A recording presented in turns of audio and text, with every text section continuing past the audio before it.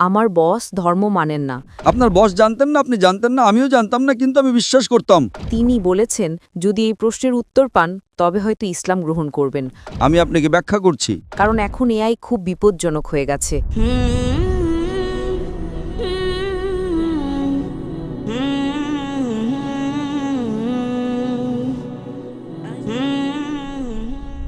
আমার নাম নিসা। আমি আরবি এবং কোরিয়ান ভাষার অনুবাদক। আমি ডক্টর জাকির নায়েককে একটি প্রশ্ন করতে চাই। আমার বস ধর্ম মানেন না, কিন্তু তিনি কিছু প্রশ্নগুলো আমাকে করেছেন। তিনি বলেছেন যদি এই প্রশ্নের উত্তর পান তবে হয়তো ইসলাম গ্রহণ করবেন। আমি উত্তর দিতে পারিনি, তাই ডাক্তার দয়া করে প্রশ্নটি শুনুন।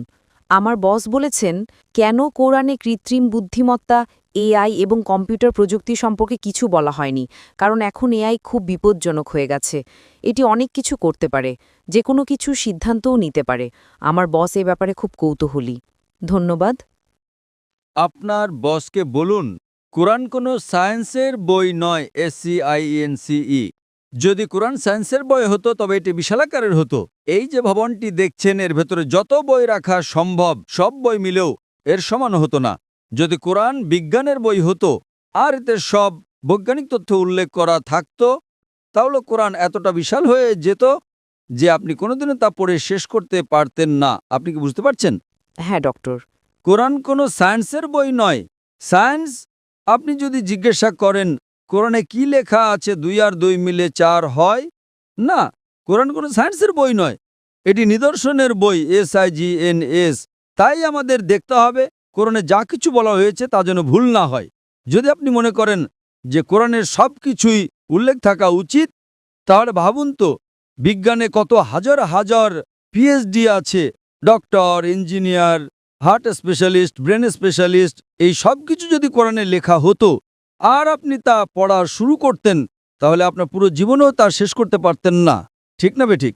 সুতরাং কোরআনে বিজ্ঞানের সব কিছু উল্লেখ নেই, দয়া করে ভুল বুঝবেন না। কিন্তু কোরআনে যা কিছু বলা হয়েছে তার কোনোটিই ভুল নয়। যদি কোরআনে এমন কোনো বৈজ্ঞানিক তত্ত্ব থাকে যা ভুল প্রমাণিত হয়, তবে তা আল্লাহর পক্ষ থেকে হতে পারে না। আর যদি কোরআনে এমন কিছু বলা হয় যা বিজ্ঞান অনেক পরে, 200 বা 400 বছর পরে আবিষ্কার করেছে, তাহলে সেটাই মুজিজা। তাহলে প্রশ্ন হলো কোরআনে AI এর কথা বলা হয়নি কেন? কোরআনে এটা কেন থাকা উচিত? কোরআন কোনো বিজ্ঞানের বই নয়, কিন্তু আল্লাহ জানেন ভবিষ্যতে কি আসতে চলেছে। আমি আপনাকে ব্যাখ্যা করছি। 1 নম্বর, মানুষ আমাকে প্রায় জিজ্ঞাসা করত যে ইসলামী শরিয়া অনুযায়ী যদি আপনার কাছে ভিডিও রেকর্ডিং থাকে, যদি কোনো ভিডিও রেকর্ডিং থাকে যে কেউ চুরি করেছে, ইসলাম অনুযায়ী সেটা প্রমাণ নয়। এটাকে প্রাথমিক প্রমাণ হিসেবে ধরা হয় না, এটা দ্বিতীয় প্রমাণ। 10 বছর বা 20 বছর আগে যে কোনো সাধারণ আদালতে যদি আপনি CCTV ফুটেজ দেখাতেন আর তাতে চোর ধরা পড়ত, যে কেউ চুরি করছে, সেটাই যথেষ্ট ছিল। কিন্তু ইসলামে তা নয়। ইসলামে চোখের সাক্ষী প্রয়োজন। তখন মানুষ অবাক হয়ে বলতো এটা কেমন ধর্ম? কোনটা বেশি নির্ভরযোগ্য, প্রত্যক্ষদর্শী নাকি ভিডিও রেকর্ডিং? কোনটা ভালো, ভিডিও রেকর্ডিং ঠিক না ভুল? আপনার বসকে জিজ্ঞাসা করুন। সুতরাং 20 বছর আগে যদি আপনার কাছে ভিডিও রেকর্ডিং থাকতো, তবে তা ইসলামের চেয়ে সুবিধাজনক না। প্রত্যক্ষদর্শী হলো প্রাথমিক প্রমাণ, ভিডিও রেকর্ডিং গ্রহণযোগ্য ছিল না। আজ যখন কৃত্রিম বুদ্ধিমত্তা এসেছে, আপনি সহজেই আপনার ডাকাতের একটা ভিডিও তৈরি করতে পারেন। ঠিক না ভুল? ঠিক। সুতরাং এখন মানুষ জেগে উঠেছে। আজ এটি প্রাথমিক প্রমাণ নয়। তাই ইসলাম অনেক উন্নত। আল্লাহ জানতেন AI আসতে চলেছে। আপনি কি বুঝতে পারছেন? হ্যাঁ।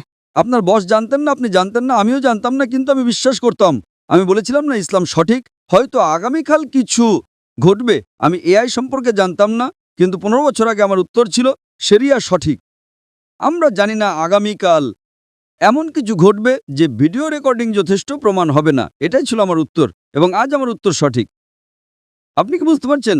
সুতরাং আল্লাহ AI সম্পর্কে জানেন, তাই ভিডিও রেকর্ডিং প্রাথমিক প্রমাণময়। আপনি কি বুঝতে পারছেন? হ্যাঁ। কিন্তু প্রত্যক্ষদর্শী হলো প্রাথমিক প্রমাণ। সুতরাং আল্লাহ AI সম্পর্কে জানেন।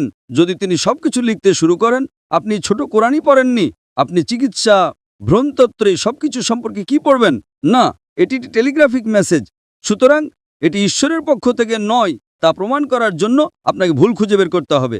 কিন্তু এটি ঈশ্বরের পক্ষ থেকে, তা প্রমাণ করার জন্য আপনাকে এমন জিনিসের কথা বলতে হবে যা মানুষ জানত না। আপনি কি বুঝতে পারছেন? একেই বলে অলৌকিকতা।